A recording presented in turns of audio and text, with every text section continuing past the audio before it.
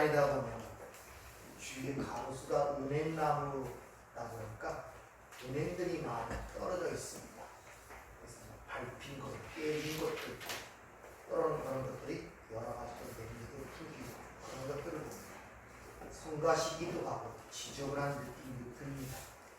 또한 교회 앞에 했던 화초를 두다 보니까 가을에 자꾸 잎들이 말라서 떨어지는 것도 있고 그것도 치우다 보니까 귀찮은 생각 들고 근데 가만히 생각해 보니까 참 그런 나무들과 꽃들이 사람보다 지혜롭다는 생각을 들더라고요. 그들은 계절의 변화를 민감하게 느껴서 겨울을 준비하느라고 이제 잎사귀를 떨어뜨리고 그동안 맺었던 열매를 뿌리는 현상들이거든요. 다시 말하면 우리가 인식하지 못한 계절의 변화, 즉 앞으로 올 똑똑한 가을, 겨울을 대비하여 그런 준비하는 것들이 보이더라고요. 그러면서 내 자신 한번 돌아봤어. 나는 주님 만나는 그날, 하나님 만나는 그날을 위해서 오늘을 얼만큼 준비하고 사는가. 이 나무들처럼 그만큼 민감하게 느끼고 살아가고 있는가 라는 것들. 그리고 털어버릴 것들을 지금 하나하나 지혜롭게 낙엽을 떨어뜨리듯이 그런 것을 털어버리는 삶을 사는가. 이런 것들을 한번 살펴보는 그런 계기가 됐습니다. 여러분들의 삶도 하나님 만나기를 예비하라는 아모스 선지자의 메시처럼 하루하루가 그런 인식 가운데 살아가야 돼. 우리는 그 단풍이 물이 들고 그런 것들이 아름답고 느끼는 거기서 끝나면 안 돼. 다시 말하면 왜 그것이 아름답냐 하면 바로 죽음을 준비하는 것이 있기 때문에 가을의 단풍이 아름다운 것이다. 우리는 이런 하나님의 모든 섭리 속에서 모든 사물을 보고 이해하는 지혜를 갖게 된 자들이 바로 성도입니다. 우리는 그런 지혜를 갖고 모든 걸 바라보는 눈을 가져야 한다는 것이죠. 주님께서 우리에게 대표적으로 하나님께서 우리에게 주신 율법이 대표적인 것이 십계명입니다. 그래서 이스라엘 백성들을 애굽에서 꺼낸 이후에 시내산에서 첫 번째 그들에게 준 것이 율법인데 그게 대표적으로 십계명으로 성경에서 이야기를 하죠. 근데 오늘 그 십계명에 대한 이야기를 주님께서 풀어나가시는데 그 십계명을 주님께서 마태복음 21장에 보면 두 가지로 요약을 하십니다. 하나님의 사랑, 첫째는 크고 첫째 되는 계명이 하나님을 사랑하는 것이고 둘째는 이와 같은 것이니 내 이웃을 사랑하시는 것이라고 요약을 시켜주십니다. 그리고 하시는 말씀이 그 첫 계명에서 크고 된 첫 계명 하나님 사랑은 이미 구약에서 십계명에서 설명이 돼 있어요. 근데 이웃 사랑을 대표하는 6계명서부터는 그냥 명령만 나갑니다. 살인하지 말라, 간음하지 말라, 도둑질하지 말라, 뭐 이런 거짓 증거하지 말라는 규명, 계명만 이렇게 얘기를 하고 있단 말입니다. 그러니까 그 살인하지 말라는 말에 대한 의미를 지금 주님께서 그 이웃사랑으로 우리의 선한 이웃으로 오신 그 이웃사랑의 주인공인 그 분이 지금 산상수훈에서 이웃사랑이 무엇인가를 풀어주시는 거예요. 그것이 살인하지 말라 이런 말이란 말입니다. 여러분이 세상에서 생각하는 그런 개념을 갖고 남 죽이지 마, 살인하지 마 그런 말로 들으시면 거꾸로 알아듣신단 말입니다. 왜냐? 우리가 그런 개념으로 이 말씀을 본다면 구약에서 하나님께서 교살하시는 분으로 그려지거든요. 약속의 땅에 들어가면 다 죽이라. 살인하지 말라 하신 그분이 살인하라는 말 아닙니까? 그럼 우리가 믿는 하나님이 이상한 하나님이 돼버려요. 그러니까 조금만 생각하면 너무 모순이 된단 말입니다. 그러니까 살인하지 말라는 이 말은 우리가 이 땅에서 생각하는 보편적 의미에 즉 구약에서 생각하던 그 의미의 살인이 아님을 지금 설명을 하고 계시단 말입니다. 그래서 옛사람은 이렇게 말하거니와 나는 너에게 이렇게 이르노니 이렇게 시작되는 거예요. 옛날에는 이것이 이렇게 이야기되어졌지만은 이것의 진정한 의미는 내가 지금 그것을 풀어 너에게 얘기한다는 그런 의미를 우리에게 전달하고 있단 말이야. 지난주에 저녁 시간에 말씀드렸지만 살인하지 마라는 의미가 뭐라고 말씀을 드렸습니까?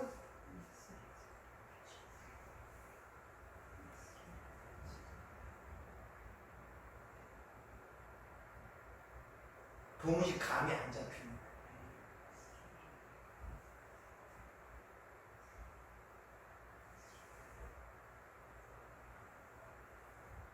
왜 살인하지 말라 그랬습니까? 그게 무슨 의미예요? 그게 뭔 뜻이에요? 사람들이 노다지 살인합니까? 근데 뭐 살인하지 말라는 이런 계명, 그리고 그런 의미의 계명은 하나님의 율법뿐만 아니라 이 세상에도 많이 물리 도덕적 책에서 어느 세상에서 살인하라는 그런 것이 있겠습니까?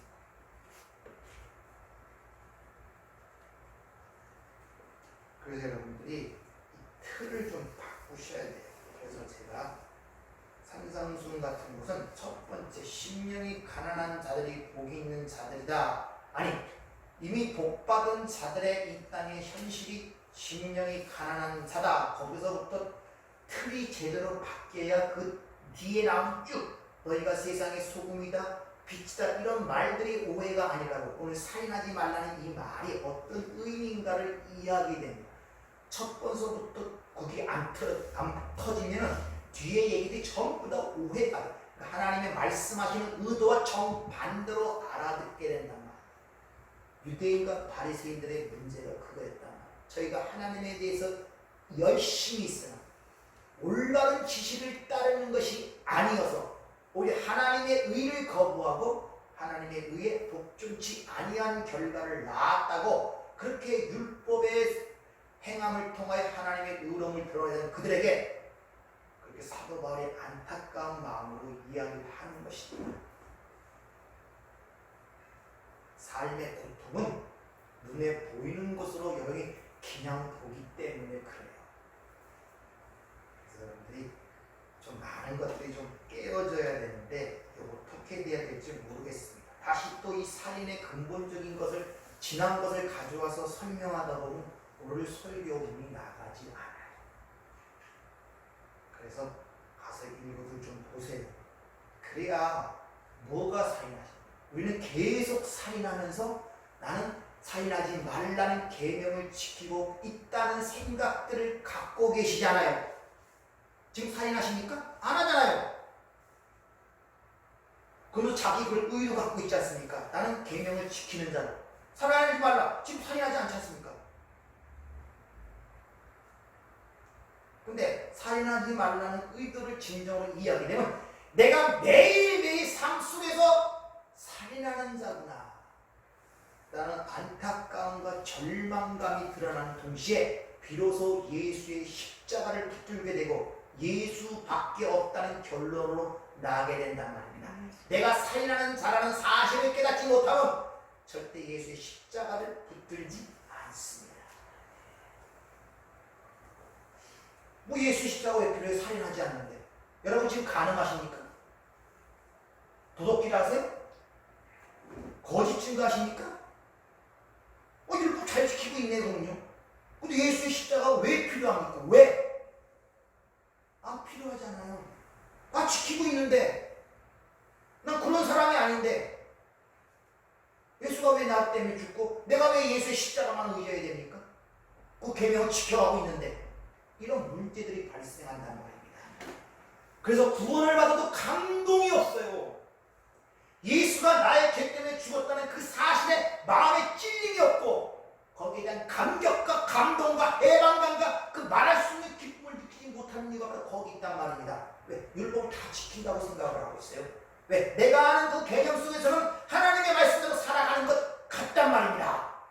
교회 다니고 하나님 믿고 살인하지 않고 간음하지 않고 도둑질하지 않고 거짓 증거하지 않고 예수님랑 압류하려고 그러고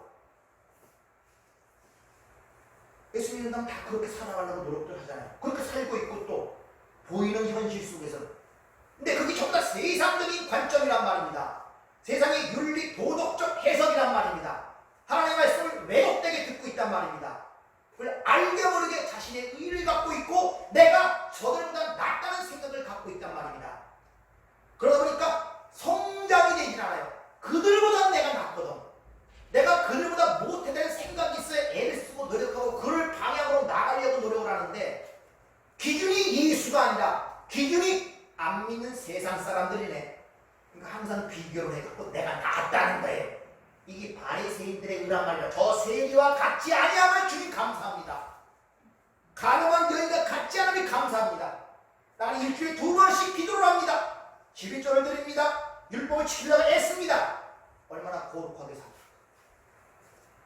근데 예수가 왜 죽어야 돼요? 왜 예수의 십자가가 필요합니까?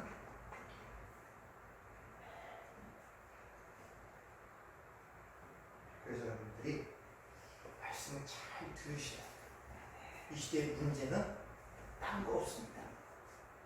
예수 잘 못 믿었어요. 예수가 말씀 아닙니까? 말씀을 모르죠.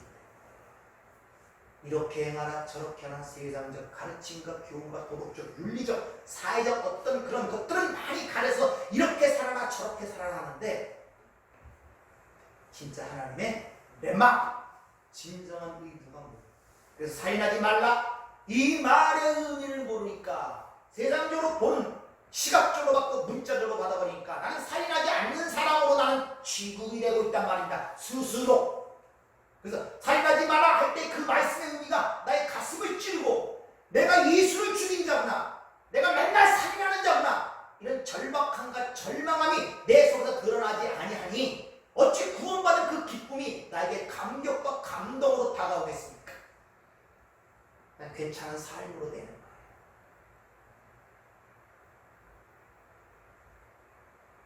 그래서 우리에게 성경을 주시면 제일 먼저 와서 죄에 대하여 알랭고 폭로하여 드러내는 것. 겉으로 보이는 가지만 꺾어내는 것이 아니라 관절과 골수, 혼과 영, 근본적인 뿌리까지 다 드러낸단 말이에요. 세례 요한이 나무 뿌리 위에 도끼가 나서니 임박한 진노를 누가 피하라더냐? 이렇게 세례 요한이 외치는 이유가 바로 거기 있단 말입니다. 여러분들이 어떻게 제가 얘기를 해야 될지 잘 모르겠습니다. 이게 스파크가 일어나서 뭔가 연결이 탁 돼야지. 성경은 다 연결이 되어 있거든요. 심령이 가난해서부터 지금 여기까지 내용이 다 같은 내용을 지금 얘기를 하는 거예요, 지금. 근데 첫 번서부터 잘못 받아버리면은 이것도 그래요. 너희가 세상의 소금이다. 그럴 때 언뜻 생각 쓰는 게 뭡니까? 너희가 세상에 착하고 선하게 살아 세상 사람들로부터 칭송과 그런 걸 받아서 하나님께 영광을 돌리는 삶. 빛의 삶이라 그러면 그런 식으로 아직도 꽉 박혀 있잖아요.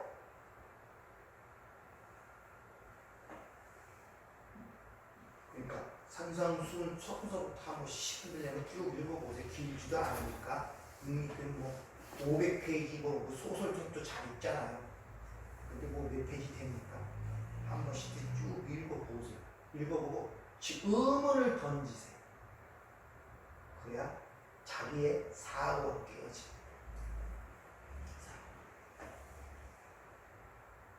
이 살인사건이 언제부터 일어났냐는 사실 살인사건은 인간에 의하여 일어났다는 사실을 아십니까? 창세기 3장에 벌써 거기 하나님을 살해하는 사건이 바로 선악과 사건이에요. 그래서 요한복음의 8장 40절에 보면 너희 아비 마귀에서 났다 하시면서 처음부터 살인한 자요 이렇게 들어갑니다. 성경 그때부터 살인이 일어나고 주님에게는 처음부터 살인한 자. 누굴 살해했겠습니까? 사람이 아무도 없었는데 아담과 하와 시대 하나님을 살해한 거예요. 내가 하나님처럼 하나님의 자리에 앉아 선악의 주체자가 되어 판단자가 되어 하나님을 끌어내는 그 사건이 살인자란 말입니다. 선악과라는 것은 선과 악, 불의와 의, 상과 벌, 율법을 얘기하는 거예요. 첫 번째 율법이 주어지자 그 그 율법에 의하여 그들이 죽임을 당하게 됩니다. 왜 그걸 못 지키니까. 이게 선악과 사건 아닙니까? 그렇게 그 율법에 의하여 첫 번서부터 아담과 하와가 율법에 의하여 정죄를 당하고 심판을 당하게 됩니다. 그렇게 인간의 사례에 의하여 인간이 죽게 되자 거기서 하나님께서 취하신 행동이 있죠. 하나님에 의하여 살인이 또 일어납니다. 그 벌거벗은 그들을 위하여 무지한 짐승을 죽여 가죽옷으로 그들을 입히시는 모습이 창세기 3장 21절에 기록되어 있죠. 그러니까 살해한 그 죽어야 할 인간을 대신하여 무지한 짐승의 피가 흘려진단 말입니다. 그리고 그 가죽옷으로 그의 옷을 입히시는 그 하나님의 살해 사건이 창세기 3장에 기록이 되어 있죠. 즉 마땅히 죽어야 할 아담과 하와를 위해 무지한 죄물의 살해 사건을 통하여 어떻게 그들이 구원받는가를 가리키는 십자가의 모형의 원시적 모형이란 말입니다. 근데 그 사건이 어디서 일어나느냐? 에덴 동산 밖이 아니라 에덴 동산 안에서 일어나는 일이란 말이에요. 성전 안에서 그 일이 일어났단 말입니다. 그러니까 성전에서 인간의 그 율법에 의하여 정죄를 받고 죽는 그 순간에 그 무지한 짐승의 피로 인하여 그들이 구원받는 내용이 창세기 3장에 이미 기록이 되어 있는데 그것이 성전 안에서 일어났다는 것을 이스라엘 백성들에게 가르치기 위하여 성전과 성막에서 제사 의식을 그들에게 주신 거예요. 어떻게 너희들이 구원받는가를 거기서 깨달으리라고. 구약의 내용과 그림은 그런데 신약에 오면 그 성령이 누구인가를 분명히 밝히죠. 누굽니까? 너희는 하나님의 성전임을 너희가 알지 못하느냐? 고린도서 3장 16절. 그 일이 어디서 일어난다? 우리 안에서 일어나는 거예요.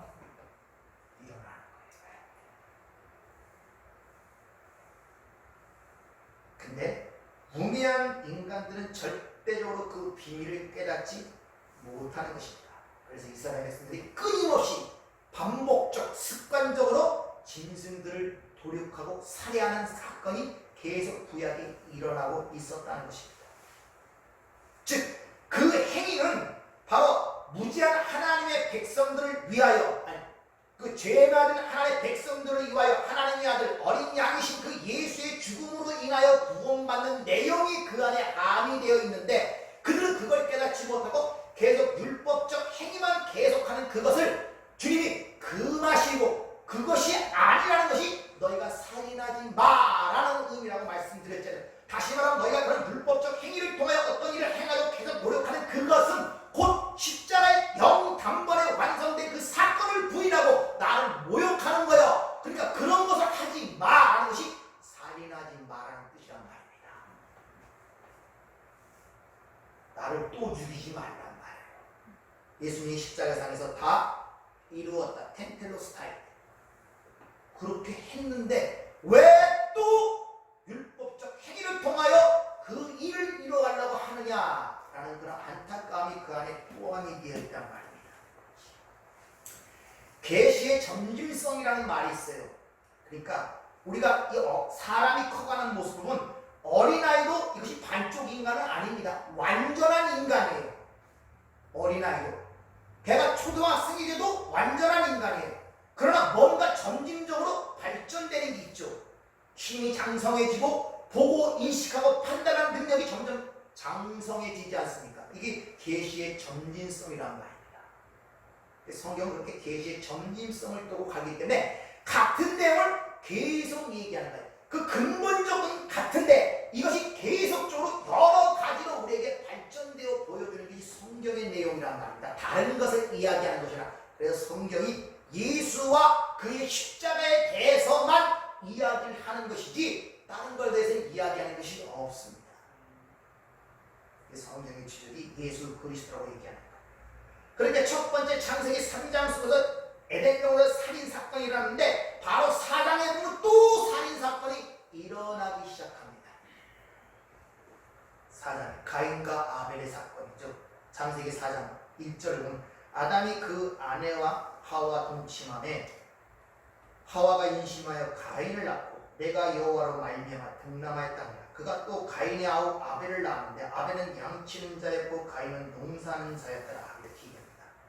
여기서 이들은 이미 창세기 3장의 에덴 동산으로부터 쫓겨난 상태예요. 그래서 아담과 하와는 가능한 여인이고 타락한 여인으로부터 나와요. 아담과 하와로부터. 뭡니까? 죄의 씨가 나오는 거예요. 그가 바로 가인이란 말입니다. 근데 내가 여호와로 말미암아 등남하였다며. 다시 말하면 그가 바로 창세기 3장 15절에 약속한 구세주로 아는 거예요. 세상이 추구하는 영웅, 위대한 자. 그래서 가인의 후손들이 뒤에 보면은 바로 이 세상의 문명을 창조하는 자로 드러나는 것입니다. 근데 그 뒤에 또 형제가 나온다고 그러죠. 아벨. 근데 아벨의 뜻이 허무하다, 헛되다, 허망하다 이런 뜻이란 말입니다. 전도서 1장에 해 아래 새 것이 없다면서 헛되고 헛되니 그 말에 그 단어가 똑같은 단어예요. 이같이 가인에 의하여 살해된 아벨의 내용이 4장에 나와요. 근데 거기서 중요한 것은 그 아벨이 죽은 다음에 그걸로 끝나는 것이 아니라 아벨 대신 다른 씨를 준 셋이라는 인물이 거기서 드러납니다. 창세기 4장 25절 아담이 다시 자기 아내와 동침하며 그가 아들을 낳아 그 이름을 셋이라 하였으니 이는 하나님이 내게 주신 가인이 죽인 아벨 대신 다른 씨를 내게 주셨음이라. 이렇게 얘기합니다. 그러니까 셋의 의미는 아벨이 대신 주신 씨. 뭔가 감이 잡히죠. 아벨이 죽고 그 대신 씨가 할 텐데 그 씨가 셋이다. 근데 셋이 보면 그 후손들이 여호와의 이름을 불렀다. 바로 예수 그리스도의 죽음으로 말미암아 이 땅에 탄생되는 교회를 지금 여기서 이미 보여주고 있는 거예요. 그럼 가인에 의해 죽은 그 아벨이 누구를 상징하는 거겠습니까? 예수 그리스도를 상징한단 말이에요. 그럼 왜 가인이 아벨이 죽었는가를 보아야 돼. 왜 살해했는가를 그 원인을 우리가 알아야 된단 말입니다. 그 내용이 5절에 기록된 4장에 하나님께서 자신의 제사를 받지 않고 아벨의 제사와 제물을 받았기 때문이라고 그렇게 기록을 하고 있습니다.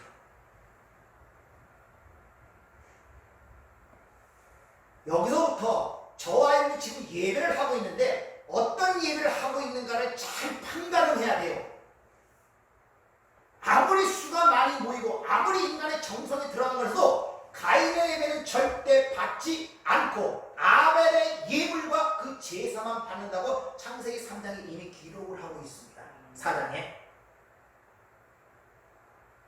그런데 그 가인이 아벨을 죽이는 이유가 자기 제사를 받지 않았기 때문에 아벨을 죽였다고 성경은 기록하고 있단 말입니다. 그러면 왜 가인의 제사는 받지 아니했는가라는 질문이 나타나게 돼 있죠. 쉬운 말로 지금 내가 예배를 드리는데 이 예배를 하나님이 받지 않으신다면 그 왜 원인이 무엇인가를 이런 데서 우리가 교훈을 받고 가르침을 받아야 된단 말이에요. 근데 이상하게 가인과 아벨이 태어날 때 그들이 종사하는 직업이라 할 때보다 사는 모습을 하나는 양치는 자였고 가인은 땅에서 농사를 짓는 자였다고 성경은 밝히고 있단 말이에요. 그러니까 당연히 아벨은 양치는 자였으니까 양으로 제사를 드리는 게 당연하고 가인은 땅에 농사를 짓는 거니까 땅에 농산물로 드리는 건 당연한 거 아닙니까? 근데 가인의 제사를 받지 않았냔 말이에요. 당연히 농산물로 드리는 그 제사를 흔히 우리가 매회에서 좀 배우고 있지만 소제라 그래요. 5개의 제사가 있는데 번제, 화목제, 속건제, 속제제 그리고 마지막 소제가 있는데 이 소제가 농산물로 곡식으로 드리는 미나 이게 제사랍니다. 그러니까 지금 이 마지막 소제가 지금 드리는 제사가 가인이 드리는 제사였단 말입니다. 자, 그러면 여기서 한번 레위기 2장 13절에 보면 모든 소제의 제물은 소금을 넣어야 된다는 그게 있고 기름과 섞어서 번철에 부어서 드려야 된다는 거예요. 그러니까 기름과 소금이 반드시 반드시 그 소재의 물에는 함의가 되어야 돼요. 너희가 세상에 소금이 될 때 소금이 뭐라 그랬습니까?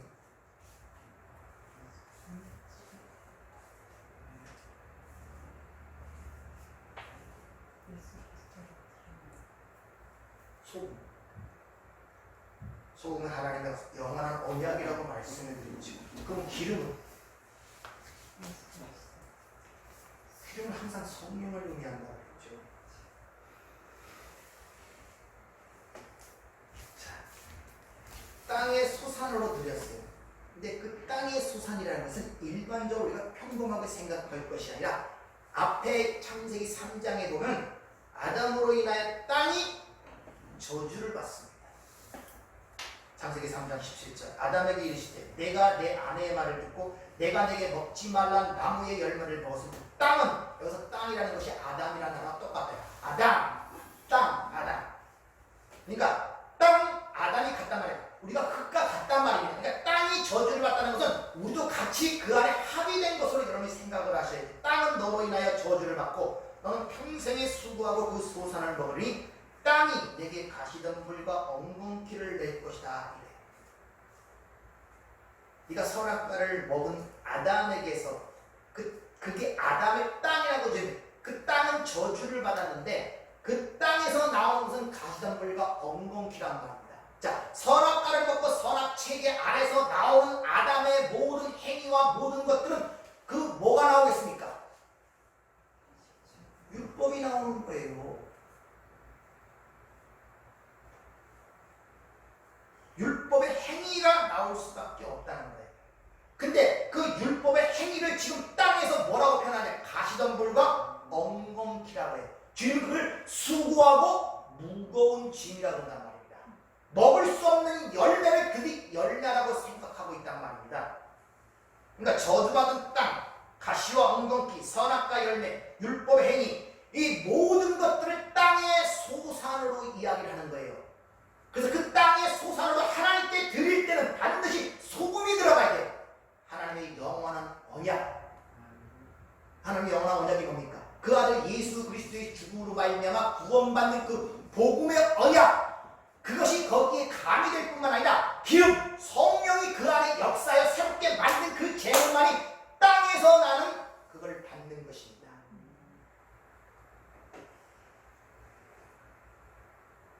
자, 그러면 아벨의 제사와 가인의 제사를 잘 살펴보세요.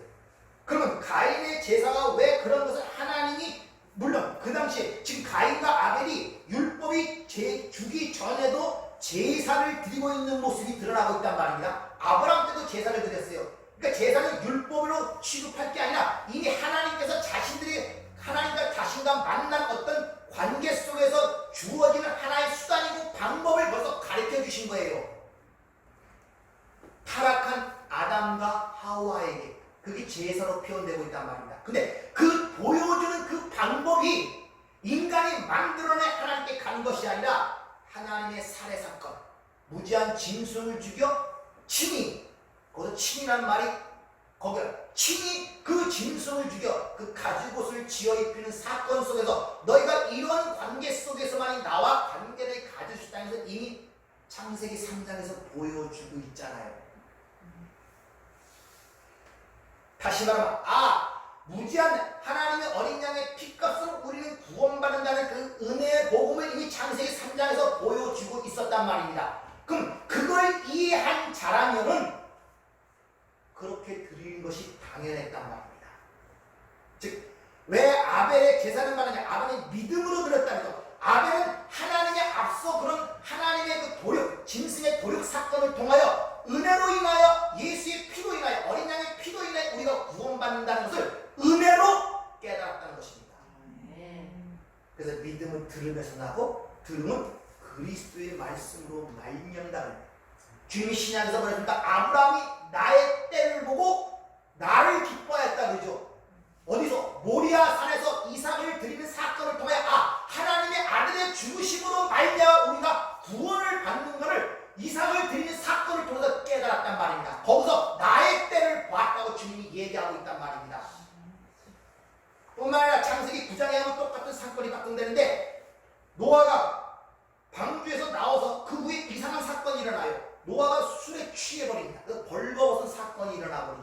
술에 취해서. 성경은 항상 벌거 얻었다는 것은 죄를 얘기합니다. 그런데 문제는 그 노아가 그 벌거의 사건이 일어나자 세 아들의 행동이 기록됩니다.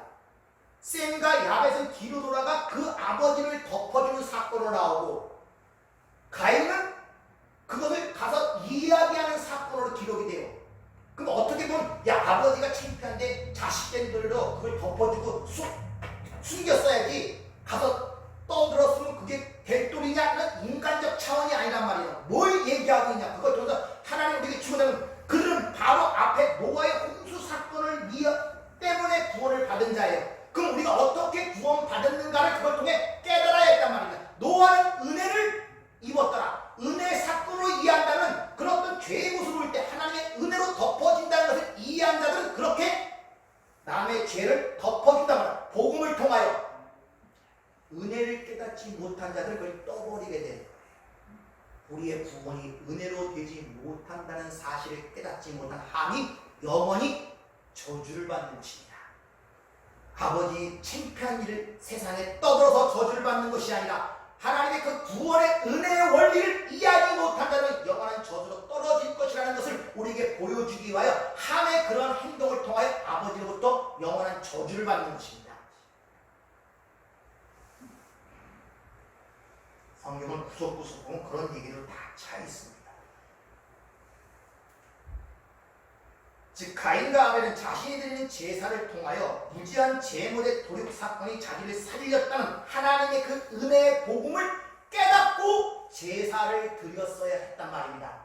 근데 히브리서 11장에 보면 아벨은 믿음으로 드렸다는 말을 통해 아벨은 그것을 깨달았다는 거예요. 그래서 아벨이 드리는 제물을 보면 첫 새끼, 또 뭡니까? 기름, 양, 전부 다 누굴 상징하는 겁니까? 예수 그리스도 아닙니까?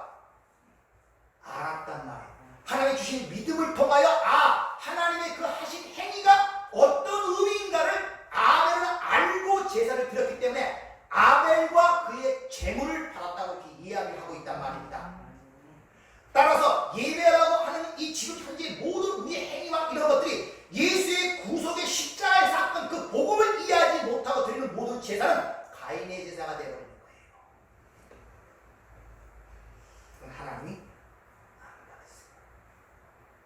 뭘 갖고 와서 그걸 지금 우리에게 가르쳐주고 있단 말입니다. 그 당시에 바로 이 마태복음은 유대인과 바리새인들에게 주어진 유대인의 복음이에요. 그래서 많은 성경 구절이 인용되는 것입니다. 그들에게 바로 그 당시에 유대인과 바리새인들의 행위가 바로 가인의 제사였단 말입니다. 어린 양으로 만약 구원받는 그 은혜의 복음을 알지 못하고 율법적 제사의식의 습관적 반복적 행위를 계속 성전에서 행하고 있었단 말이에요. 그거 하지 마! 살인하지 마! 라는 말로 지금 표현하고 있는 거예요.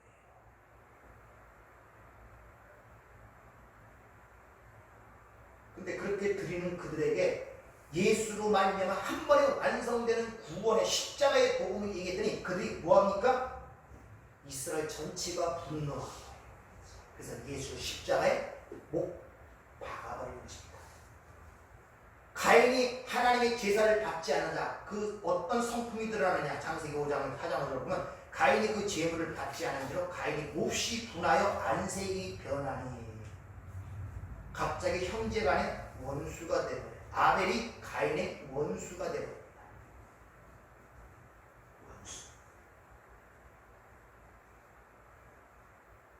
원수가 되버립니다. 주님께서 오늘 이 본문 말씀 속에서 형제라는 단어가 4번이나 언급되는 이유가 바로 뭡니까? 지금 어느 사건을 끌어다 지금 얘기하십니까? 창세기 4장에 가인과 아벨의 이야기를 끌어다가 지금 얘기하시는 거예요. 그래서 형제라는 말이 많이 등장 이유가 바로 거기 있단 말이에요. 그래서 여기서 형제에게 노하다, 이게 오르기저라는 이 단어가 바로 분하게 여겼다는 가인, 창세기 4장 5절의 그 분하다는 할라라는 단어와 똑같은 단어예요. 그러면 형제에게 노하는 자마다 지옥 간다는 말은 단순히 교훈적, 형제를 미워하고 싫어하고 그런 말을 하면 안 돼, 그런 말을 하면 지옥 간다는 그런 말이 아니란 말이에요. 그럼 여기서 형제에게 나가라, 형제를 미련한 놈이다. 형제를 뭐 그거라. 그 형제가 누구를 얘기하겠습니까? 누구를 얘기하는 거예요, 형제? 본문 말씀 속에서 예수를 얘기하는 거란 말입니다. 네. 예수를.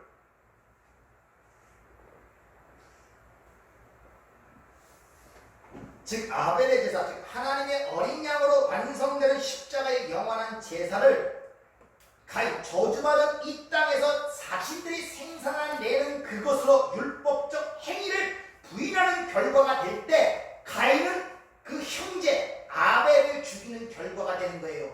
왜? 자신이 드리는 그 모든 것들을 부인하기 때문에. 아벨은 예수가 이스라엘 백성들의 형제 아닙니까? 한 혈통이니까 형제로 왔는데 그들이 수천 년 동안 그러던 그 율법적 행위와 행사를 다 부인하고 오직 나로 말미암아 구원을 받아 얘기했더니 그들이 형제들이 유대인들이 형제인 예수를 죽이더란 말이에요. 그 이야기가 이미 창세기 4장에서 그려지는 거예요. 이게 형제에 대해서 노하는 자라는 뜻이에요.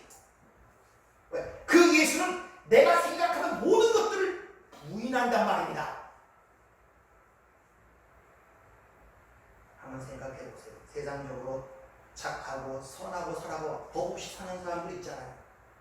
진짜 착실하고 아무런 흠도 없고 살아가는 그들에게 구제자라고 남들 잘 도와주고 칭송가 그런 곳으로 된 그들에게 가서 니들 그거 하는 거 아무것도 아니야. 예수가 너를 위해 죽었다는 그 사실, 그 십자가만 믿어야 구원받는다 얘기했을 때 그들이 우리를 죽인단 말입니다. 아시겠습니까?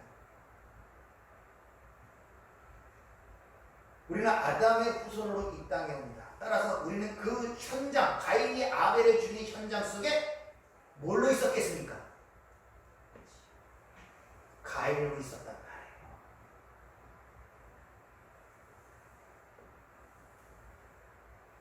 그렇게 나의 모든 것을 부인하여 원수가 되어버린 그 예수를 죽인 그 예수가 바로 그 예수가 나를 구원하는 게 십자가의 복음이에요. 네. 아시겠습니까? 그래서 내가 2000년 전에 나를 위해 죽으신 그 나를 위해 죽으시는 끝이면 안 되고 내가 죽인 그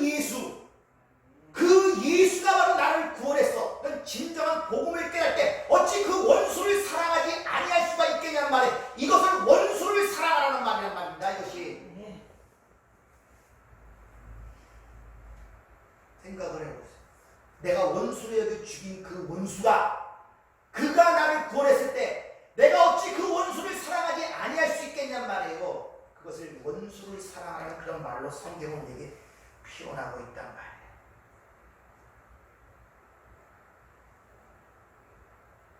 바로 예수를 죽이는 곳이 어디냐 하면은 세상이 아니라 성전이란 말을 잘 기억하세요. 예수를 십자가에 내어준 것이 유대인이고 그 형제들이란 말입니다. 바리새인 율법을 지키는 성전에 종사는 그들이 예수를 십자가에 못 박았단 말입니다. 자꾸 우리 여러분들이 세상 사람들이 십자가 아니에요. 하나님을 믿는 그들이 예수를 죽였다니까요. 초대에 말씀드린 것처럼 성전이 누굽니까? 우리죠. 그럼 예수의 살해 사건이 어디서 일어나겠습니까? 그걸 인정하십니까? 네. 그걸 아십니까? 아멘. 내가 얼마나 끊임없이 가인이 되어 아벨을 죽이는 삶을 살고 있는지 그게 인지가 되십니까? 아멘. 한번 물어보죠. 우리가 하나님의 영광을 위해 창조했다고 그러죠? 여러분 지금 먹는 게 하나님의 영광에 먹습니까? 물 마셔도 맨날 하나님의 영광에 마십니까? 일하고 돈 벌고 쓰는 것도 하나님의 영광을 위해 하십니까? 아니잖아요. 전부 다 나를 위해 하잖아요. 다 나를 위해요. 다. 삶의 처음부터 끝까지 다 나란 말입니다. 그러면 그 예수는 네가 전적으로 나를 위해 살아야 된다고 얘기하는데 우리 끊임없이 그 일을 하면서 그렇게 말을 하고 나의 모든 걸 부인하고 하는 그 예수를 마음속에서 계속 죽이고 있단 말입니다. 다시 말하면 우리 안에서 가인과 아벨의 사건이 일어난다는 사실을 아셔야 돼요. 네. 나는 곤고한 자로다 이 사망의 노상 누가 나리로 이런 처절한 사도발의 고백처럼 우리의 고백이 심령 속에 터져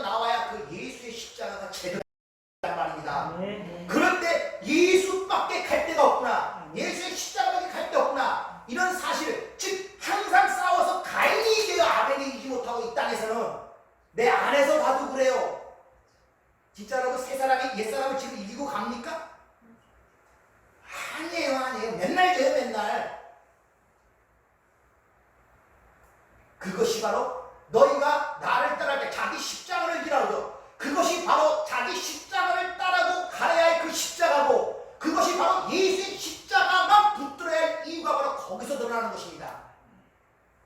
내 안에 예수의 살인 사건을 내가 이해하지 못하면은 2000년 전에 어마어마한 시공간이 있다는 그 베들레헴이나 어떻게 합니까? 그것이 무슨 나에게 의미가 있습니까? 2000년에 죽은 그 예수가 내 삶에서 내 안에 죽었다는 그 사실, 내가 죽였다는 그 사실을 인식하지 못할 때, 그건 허망한 피상적인 소리예요. 현재로 내가 예수를 죽인다는 사실을 인식하지 못할 때, 2000년 전에 나를 위해 죽었다? 그건 피상적인 거예요. 아무런 그거 없습니다. 감동도 감격 그런가 보다 그냥 삶의 점유율이 오지라고 하는 거예요. 내가 은혜로 살고 있다는 것은. 수요 시간에 왔다 한 번이 그랬죠. 하나님에 대한 큰 체험을 갖고 싶다. 이거 얼마나 우리가 피상적으로 하냐면, 모든 삶은 믿는 사람이나 안 믿는 사람이나 모든 사람 하나님의 절대적 주권과 통치와 다스림 안에 있습니다. 믿든지 안 믿든지, 불안포기까지, 벌레 하나까지. 성경은 그렇게 얘기하고, 하나님이 없고 성령이 없는 세상은 존재할 수가 없단 말입니다. 그럼 내 삶 전체가 하나님에 의하여 통치되고 하나님에 의하여 걸어가는데, 하나님에 의하여 주도가 되는데 그걸 인식지를 못하는 거예요. 그래서 나에게만 특별히 할 수 있는 어떤 경험과 체험을 갖기를 바라는 거예요. 이게 얼마나 우매한 짓이에요. 그럼 그동안 산 것은 다 내 힘으로 살았습니까? 그동안 내가 한 것은 다 내 힘으로 했습니까? 먹고 마시고 싸는 것도 다 지금 내 힘으로 하는 겁니까? 내 생명을 연장하고 유지하는 것도 다 내 힘으로, 내 노력으로 하는 겁니까? 그런 하나님의 복음과 하나님에 대한 지식이, 올바른 지식이 없으니까 항상 그런 것들이 나오는 거예요. 거기에 사단이 틈을 탄단 말입니다. 믿는 자나 안 믿는 자나 이 세상 전체는 하나님의 통치와 다스림 속에 있는 거예요. 차이는 뭐냐? 한쪽은 그걸 인식하며 알아가며 체험하며 경험하며 살아가는 사람이고, 한쪽은 완전히 죽은 사람으로서 밀려 떠내려가는 사람이에요. 그래서 팔짱이 운명이 이런 소리가 나오는 거예요. 내 팔짱, 내 운명이.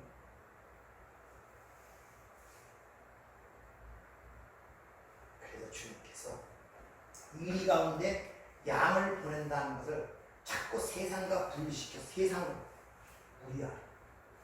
주님이 들어올 때 나보다 강한 사람으로 들어오면 되는데, 이리 같은 나에게 양으로 들어와서 나에 의하여 죽임을 당함으로 말미암아 내가 너를 위해 죽었다는 것을 체험과 경험으로 깨닫게 한단 말입니다. 네 존재는 어쩔 수가 없어. 그러니까 그 십자가를 네가 지고 나의 십자가만 의지해. 그래서 우리의 삶이 십자가의 삶이라 그러는 거예요.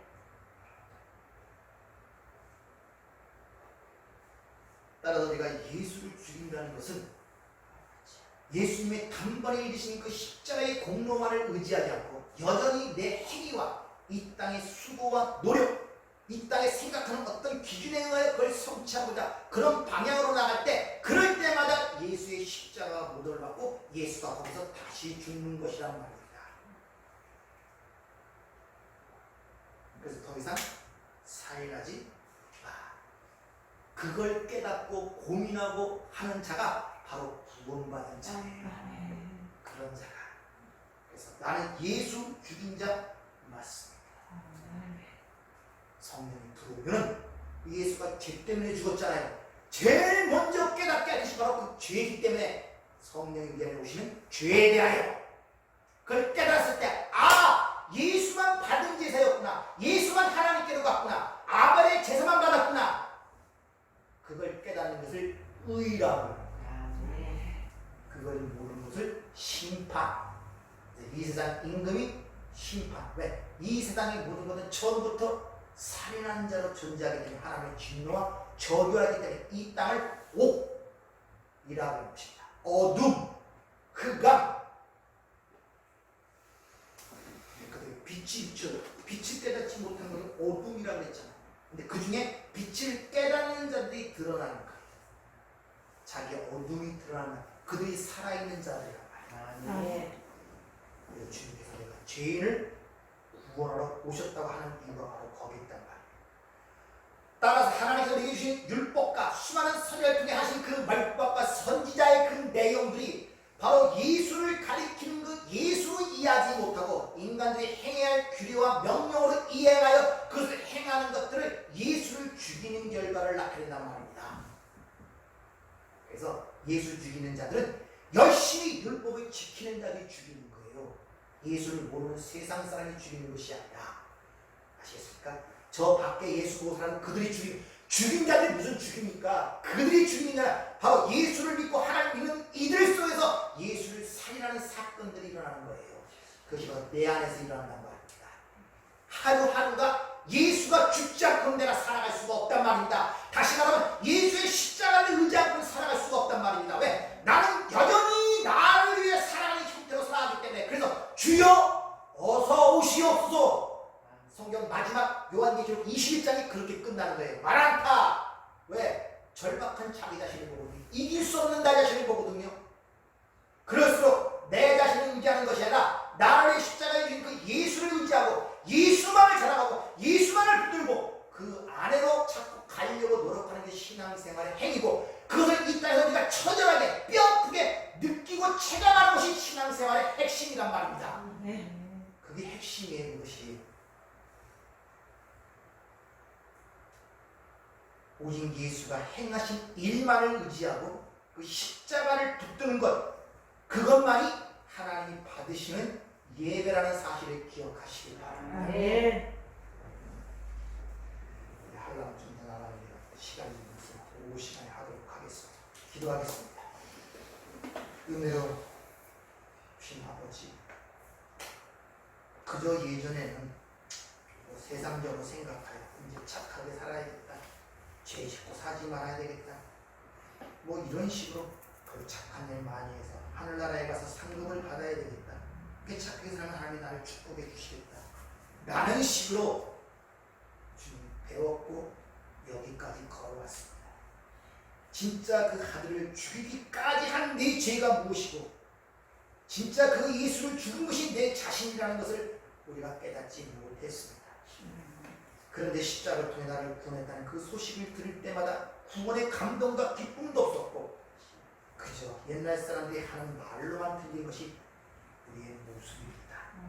아버지, 불쌍히 여기시고 우리를 긍휼히 여겨서 모든 이 말씀이 우리 심령 속에 들어와 내 실체를 벗겨내시고 내가 바로 예수를 죽인 자구나, 나 때문에 예수가 죽었구나, 내가 죽인 그 예수가 나를 구원했구나, 그런 이런 감동과 감격 속에 그를 사랑하지 않고는 견딜 수 없는 우리의 믿음과 신앙이 될 수 있도록 저희들을 축복하여 주시옵소서. 예수님 이름으로 기도합니다.